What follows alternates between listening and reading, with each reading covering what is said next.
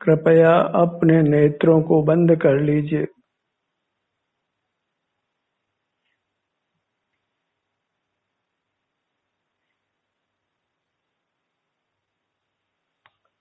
सत्र के दौरान नेत्रों को बंद ही रखें।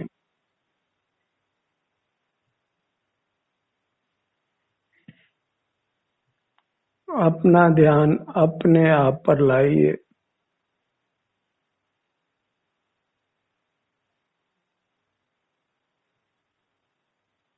आप कैसे हैं अनुभव में लीजिए।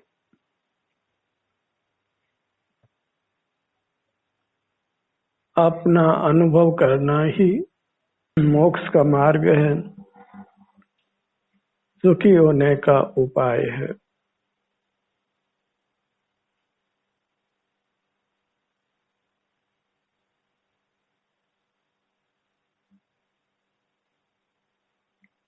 सिर से पांव तक ये आपका अमूर्त रूप है,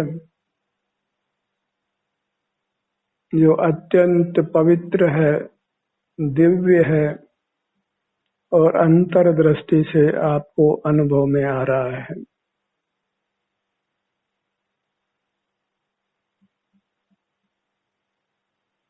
यहाँ जो भी सुख दुख की अवस्था है, वर्तमान पर्याय है, उसका अनुभव कीजिए।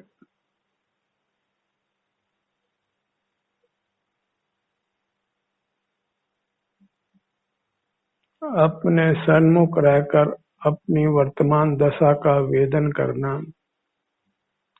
यही एक मोक्ष का मार्ग है।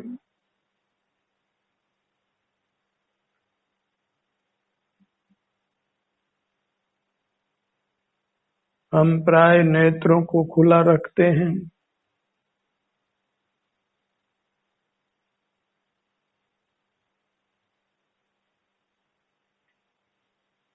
जब ध्यान करना हो तभी नेत्रों को बंद करते हैं, अथवा फिर सोना हो तब नेत्रों को बंद करते हैं। अब ठीक इससे विपरीत, जब कोई काम करना हो तो नेत्रों को खुला रखिए, अन्यथा नेत्रों को सदा बंद रखिए। निष्प्रयोजन नेत्रों को खुला रखना हमारे हित में नहीं है।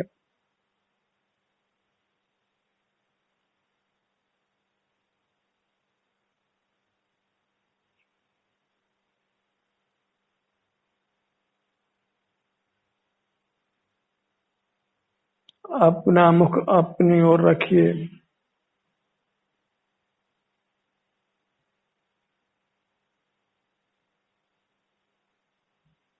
जब तक कोई काम नहीं हो बाहर का, अपना मुख अपनी ओर रखिए और अपने ही सुख दशा का वेदन करिए। सुख अपने से बाहर कहीं नहीं है, सुख हमारा ही स्वरूप है, इसलिए हमें ही अंतर्दृष्टि कर अपने को पाना है।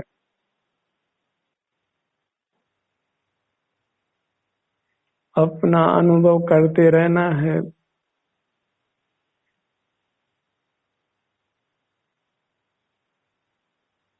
निरंतर सुख का अनुभव करने के लिए निरंतर अपना अनुभव करते रहिए।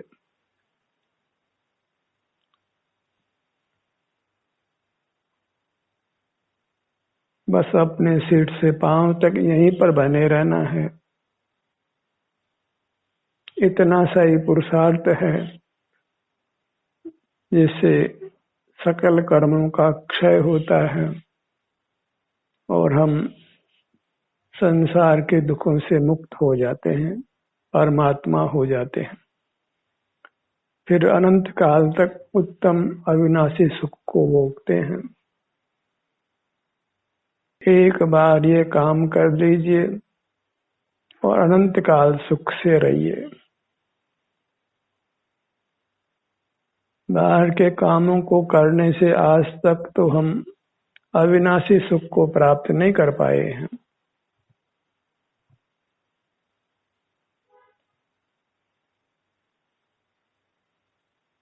पर पदार्थों के अवलंबन से सुखी होना संभव नहीं है। एक ही सिद्धांत है, पराधीन सपने सुख नहीं। इंद्रिय ज्ञान पराधीन है, परावलंबी है। इसलिए जब तक कोई अनिवार्यता नहीं हो, नेत्रों को बंद रखने की आदत डालिए और अपना ही सतत अनुभव करते रहिए।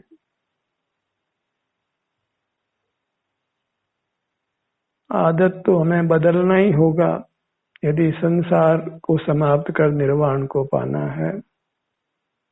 जन्म मरण से मुक्त होना है तो कुछ अपने जीवन में आमूल चूल परिवर्तन करना ही होगा। और उसके लिए बस अपना मुख अपनी ओर रखने का प्रयत्न करना है। अपने ही विस्तार तक अपने को रखना है।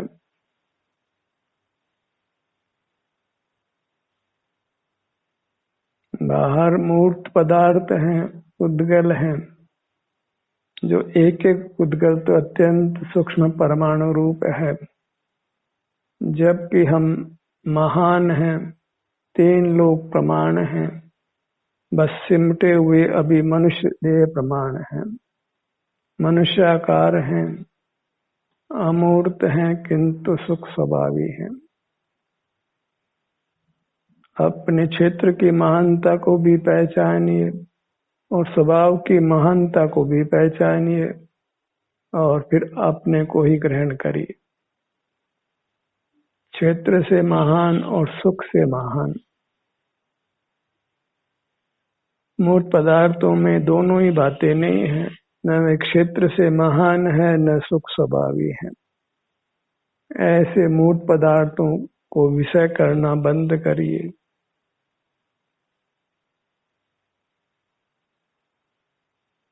उनसे सुख होने की भ्रांति होती है। सुख सदा ही अपने स्वास्थ्य के भोग के कारण होता है, चाहे वो परलक्ष्य में हो चाहे स्वलक्ष्य में हो। सुख अपने स्वास्थ्य का ही है। बहिर्मुखता में हम स्वास्थ्य को नष्ट कर सुख भोगते हैं और अंतर्मुखता में हम अपने स्वास्थ्य को उत्तम बनाकर भोगते हैं। एक और स्वास्थ्य की हानि है, सुख की हानि है, और एक और स्वास्थ्य का लाभ है, सुख का लाभ है। इसलिए अंतर्मुख रहने की आदत डालिए और बहिर्मुखता की अपनी कुटेव को छोड़िए। पाप पुण्य के नाम पर हम बहिर्मुख रहकर अपना संसार बढ़ाते हैं। वे दोनों ही क्रियाएं मोक्ष मार्ग नहीं है। अपना अवलंबन, अपना अनुभव, इतना ही मोक्ष का मार्ग संक्षिप्त है।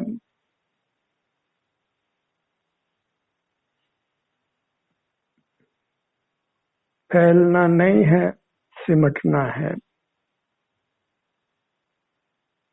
फैलने का फल अत्यंत कटु है, दुखद है, और सिमटने का फल अत्यंत मधुर है, सुखद है।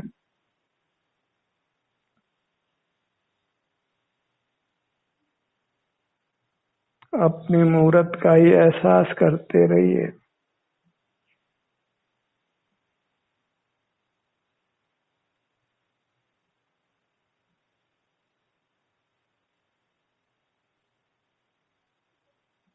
हर पदार्थ जगत में अकृत्रिम है, अनादि अनंत है, पर पदार्थों की शरण नहीं है, हमें अपने ही शरण है।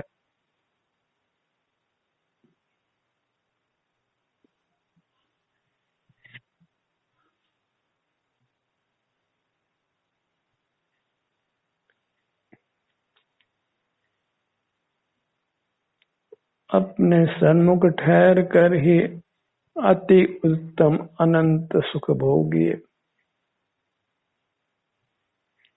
दुख को पास में नहीं आने देना है। बहिर्मुखता से ही दुख पास में आता है। बहिर्मुखता से भयभीत होकर अंतर्मुख रहिए।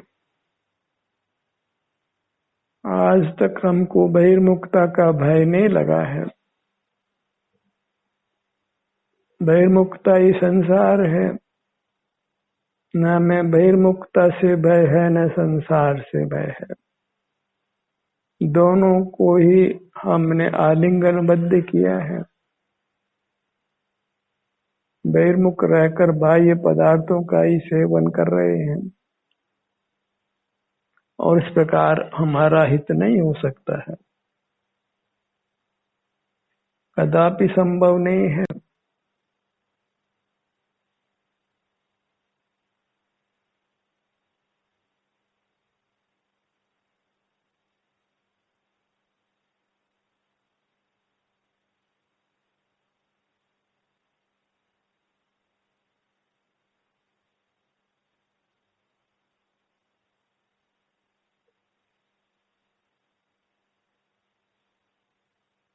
सत्र के दौरान अपने आत्म सुझाव से, अपनी प्रेरणा से अंतर्मुख बने रहिए।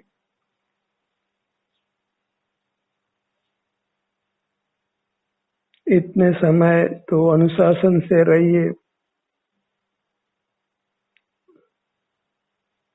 अपने आनंद मूर्ति का ही सेवन करिए।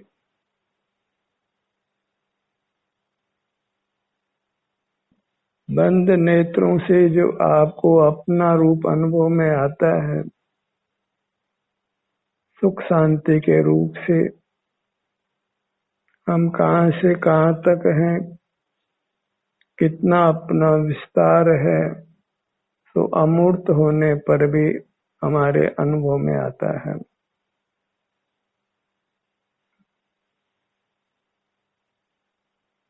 तो अपने रूप का ही अनुभव करिए और इस प्रकार संसार सागर से पार उतरिए।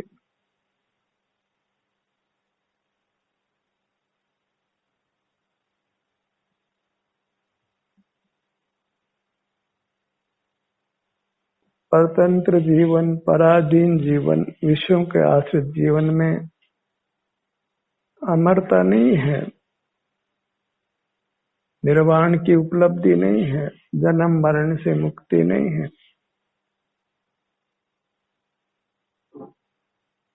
इसलिए जब भी आपके पास कोई अनिवार्यता नहीं है, आप नेत्रों को बंद रखकर अपनी ही अमूर्त काया का एहसास करिए। अमूर्त काया का एहसास माने सुख का एहसास।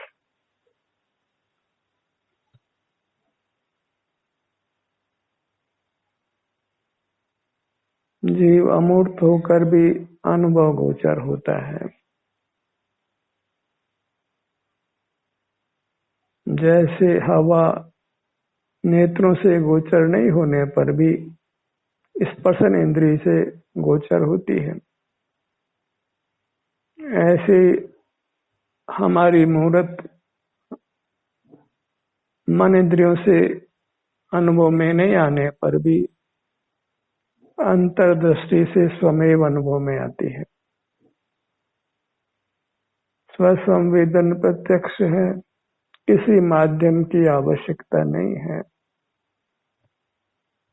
अपने को पाने में कोई माध्यम नहीं चाहिए, और पर को जानने में, पाने में निरंतर माध्यम है, परावलंबन है, पराधीनता है, और पर को पाने में सुख भी नहीं मिलता है। अपने से च्युत होने से दुख ही मिलता है।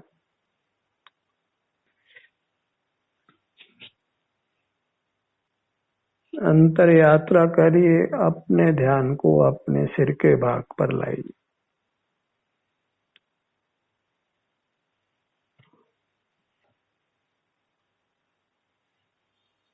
अपने आत्म प्रदेश से रचित अपना सिर, अपने आत्मा परमात्मा का सिर का भाग।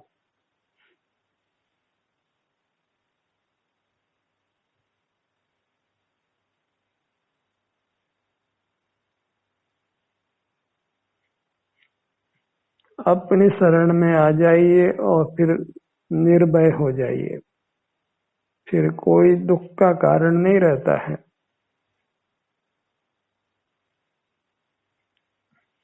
अपना ही अनुभव करने वाला ईमानदार है और उसको फिर दंड का भय नहीं होता है, कर्म बंध का भय नहीं होता, दुख का भय नहीं होता।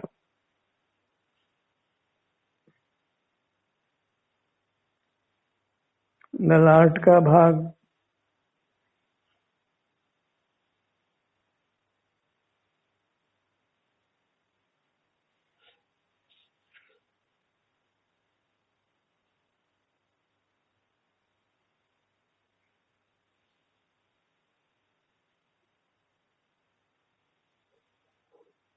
सब जीव अंतरंग में परमात्म स्वरूप हैं, देव हैं और उनकी अमूर्त काया दिव्य है।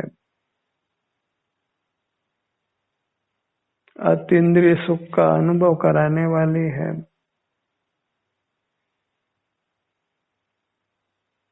प्रत्येक जीव अंतरंग में महान है।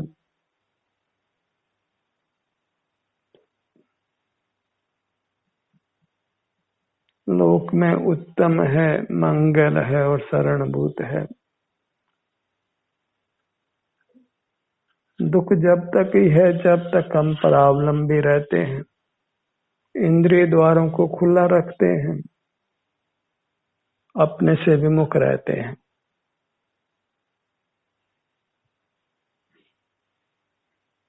अपनी जांच करिए कि आप कितना बहिर्मुख रहते हैं और कितना अंतर्मुख रहते हैं। उसी परिमाण में आपको दुख सुख मिलता है।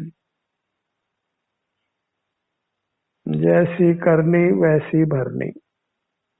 बहिर्मुख रहिए, दुख उपार्जित करिए और दुखी रहिए। अंतर्मुख रहिए, सुख उपार्जित करिए और सुखी रहिए। अपने ध्यान को अपने भ्रूमध्य पर लाइए।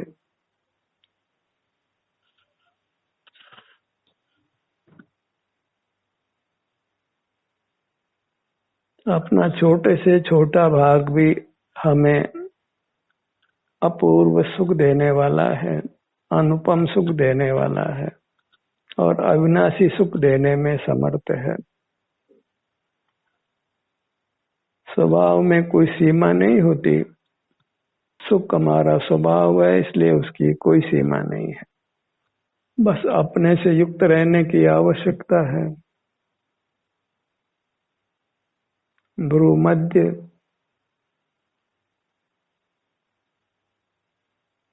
कोई ये नहीं कह सकता है कि मुझे अपना भाग अनुभव में नहीं आता है। मेरे शरीर में जो वेदना है या आराम है वो मेरे अनुभव में नहीं आता है। वस्तु किसी भी प्रकार से अपने स्वभाव को नहीं छोड़ सकती है। सुख हमारा स्वभाव है, इसलिए उसका परिणाम निरंतर पाया जाता है, सुख या दुख रूप से। एक क्षण को भी उसका अपवाद नहीं होता। मूर्छा में, निद्रा में भी जीव सुख दुख को भोगता है, अल्पाधिक सुख दुख को।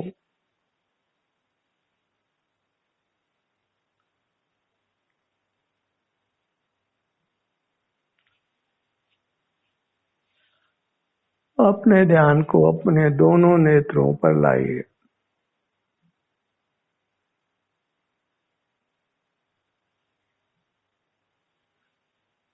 बायां नेत्र, दायां नेत्र, नेत्रों को बंद रखकर अंतर्मुख रहते हुए ही आपने इस कार्यक्रम में रहना है, अन्यथा इस कार्यक्रम का किंचित भी कोई लाभ नहीं है।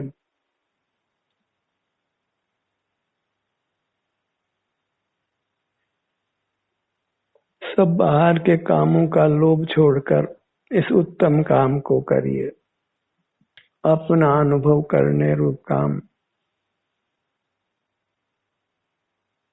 अपने दोनों कानों के भाग पर आइए।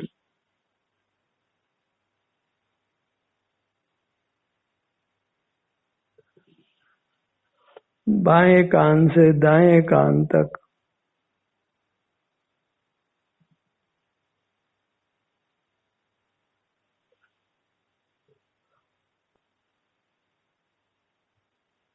अपने ध्यान को अपने नासिका भाग पर लाइए।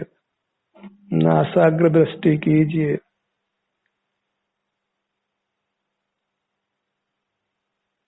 नासाग्र दृष्टिवंत हो। अभ्यंतर में देखे जो अशरीर, सर्म जनक जन्म ना धरे, पिए न जननी क्षीर।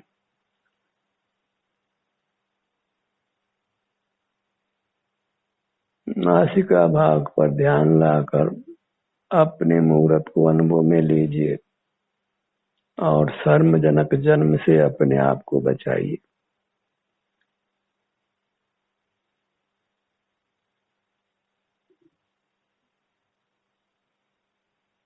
दोनों नथनों का भाग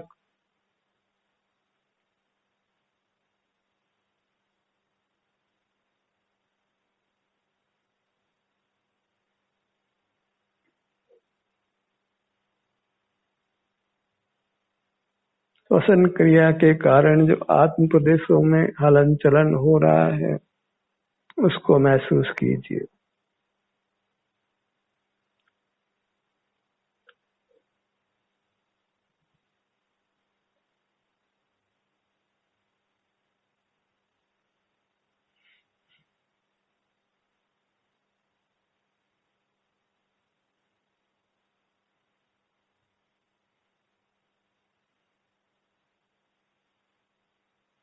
अपने नासिका भाग पर अपने अंगुलियों को रखिए दोनों ओर। एक ओर अंगूठा और दूसरी ओर मध्यम अंगुली, और नथनों के फूलने और सिकुड़ने को अनुभव में लीजिए।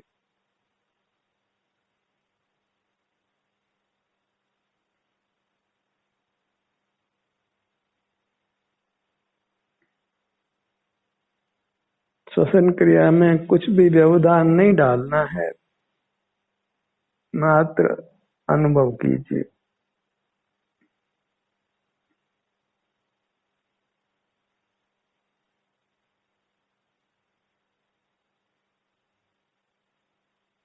नथनों का फूलना और सिकुड़ना अपने आप होता है।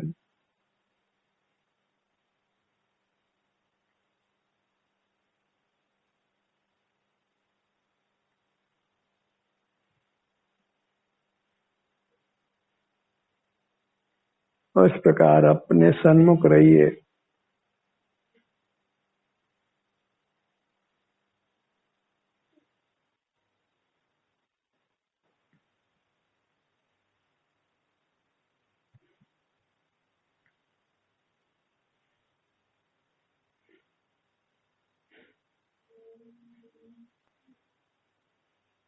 अब अपने ध्यान को अपने होठों के भाग पर ले आइए। अपना मुख का स्थान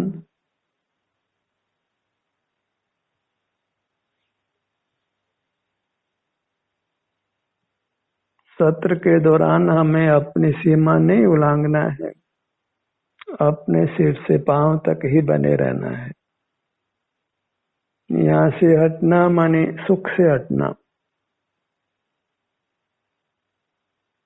अपना मुख पर की ओर करते ही जीव अपने स्वाभाविक सुख को त्याग देता है, छोड़ देता है।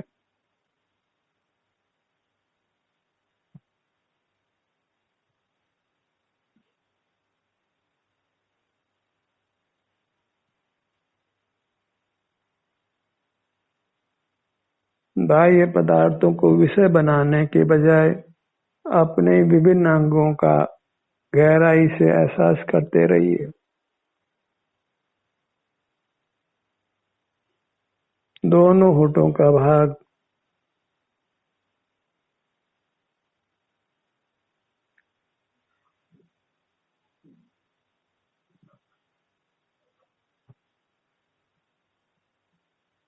कुछ विचार करना इष्ट नहीं है, क्योंकि विचार करना हमारा स्वभाव नहीं है।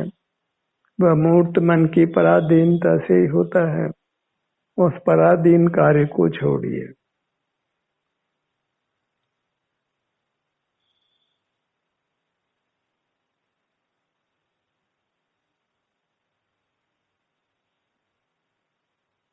अब अपने ध्यान को अपने नाभि भाग पर लाइए। अपना मध्य भाग,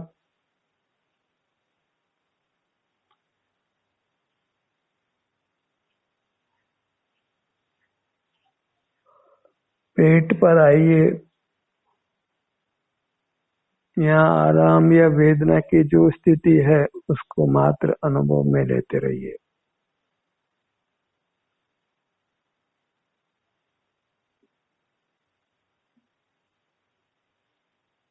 जन्म से मरण तक यह पेट फूलता है और सिकुड़ता है। अपने आप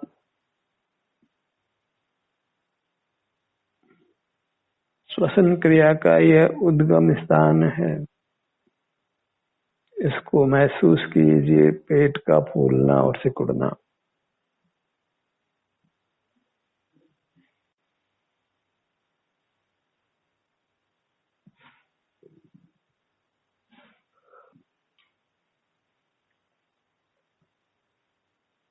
सत्ताईस बार पेट का फूलना और सिकुड़ना गिनते हुए महसूस कीजिए।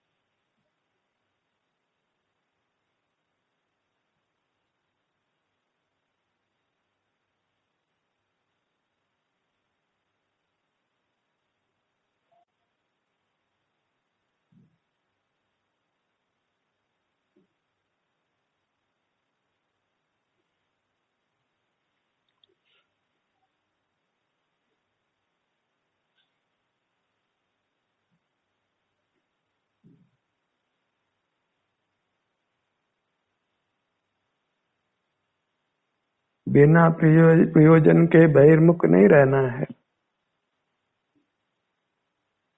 जब तक कोई कार्य नहीं हो तब तक बस अंतर्मुख अपना अनुभव करते हुए रहिए। ध्यान का ये सत्र यहीं समाप्त होता है। आपकी सहभागिता के लिए धन्यवाद।